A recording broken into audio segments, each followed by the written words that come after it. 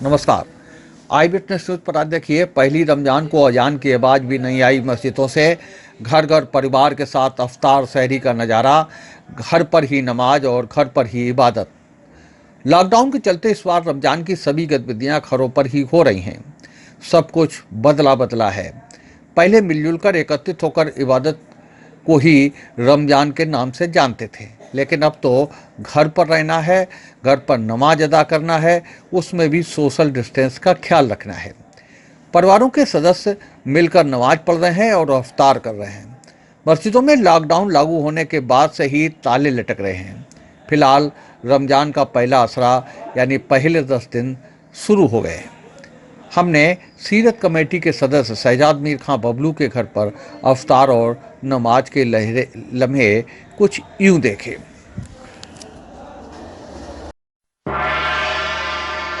रमजान का आज पहला दिन है और लॉकडाउन के चलते पहला रोजा ही घरों पर हो रहा है।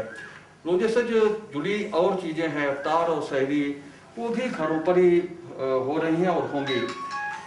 जो पहली बार इस प्रकार का बदलाव हुआ है जब मस्जिदों से अजान तक की आवाज़ नहीं आ रही है। नमाज तो बहुत पहले से ही घरों पर अदा की जा रही है। इससे पहले के जो मुस्लिम त्यौहार पड़े हैं, शब बारात वगैरह, वो भी घरों पर ही हुए हैं। जुम्मे की नमाज भी घरों पर हो रही है। हम इस समय सीरत कमेटी के सदस्य बबलू भाई घर पर हैं और उनसे जानते हैं कि किस तरह से इस बार बदलाव हुआ है। जो रमजान पहली बार इस तरह से हुआ है कि परिवार के साथ ही नमाज अदा करनी पड़ रही है, रोजे रखने पड़ रहे हैं और मस्जिदों पे जो भीड़ रहती थी वो इस बार नहीं है। मस्जिदों से अजान तक की आवाज़ नहीं आ रही है। तो किस तरह से इस बार बदलाव महसूस हुआ है, ये जानना चाहेंगे। सर, इस बार काफ़ी बदलाव है जो कभी नहीं हुआ जीवन में, वो पहली बार देखने को मिल रहा है।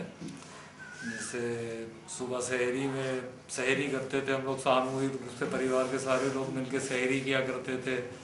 उसके बाद नमाज फजर के लिए मस्जिदों की जानिब कूच कर जाते थे। वहाँ काफ़ी भीड़ भाड़ रहती है। पूरी साल में इस महीने सबसे ज़्यादा मस्जिदों में रौनक और भीड़ रहा करती है जुमे के अलावा। और वैसे भी आमतौर पर इस बार 5वां जुमा था कल, हमने लोगों ने जो घर में ही अदा किया। और इसके अलावा फिर नमाज ज़ोहर होती थी, नमाज असर होती, फिर शाम को मगरिब की नमाज में इफ्तार किया जाता था। तो इफ्तार के बड़े बड़े प्रोग्राम हुआ करते थे। आमतौर पे भी घर में ही इतने लोग हो जाते थे कि सामूहिक रूप से इफ्तार करते थे। मस्जिदों में गोल बनाकर सामूहिक रूप से इफ्तार किया जाता था। तमाम घरों से थोड़ी थोड़ी इफ्तारी आती, मतलब काफ़ी फेस्टिवल, काफ़ी पिकनिक जैसा भी रहता था और इबादत भी होती थी। उसके बाद सामूहिक रूप से सब लोग मगरिब की नमाज़ पढ़ते थे। फिर उसके बाद एक अहम प्रोसीजर हमारे यहाँ होता है नमाज तरावी का, शाम को जो 1.5 घंटे की नमाज हुआ करती है तकरीबन। तो उसमें काफ़ी सबील लगती है, शरबत होता है। सारे लोग सामूहिक रूप से 100 लोग, 150 लोग, 200 लोग एक साथ मिलकर तरावी की नमाज अदा किया करते थे। तो सबसे रह गए, सारी नमाजें घर पर हो रही हैं सारे रोज़े की। और आज से तो अज़ान की आवाज़ भी आना बंद हो गई है बिल्कुल। अब इफ्तार भी हम लोग घड़ी देख कर ही करेंगे।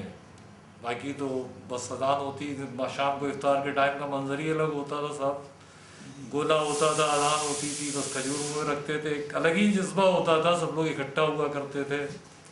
बस यही है सब। तो बिल्कुल अलग स्थिति इस बार लॉकडाउन के चलते होगी और आज पहले ही दिन से इस तरह की स्थिति बनी हुई है। लोग पिछले साल के रमजान याद कर रहे हैं और कह रहे हैं कि इस बार सब बदला है। अनिल वर्मा शेखर, आई विटनेस न्यूज, उत्तर प्रदेश। खबरें देश की, खबरें आपके उत्तर प्रदेश की, खबरें फर्रुखाबाद की, खबरें गांव और मोहल्ले की।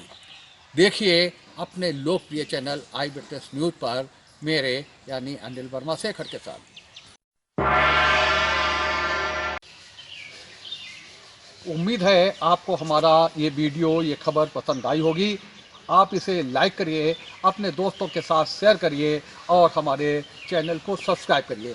साथ ही पास में बना घंटी वाला आइकन ज़रूर दबा दीजिए ताकि आप हमारी नई खबरों से निरंतर अपडेट होते रहें। यही निवेदन आपसे है।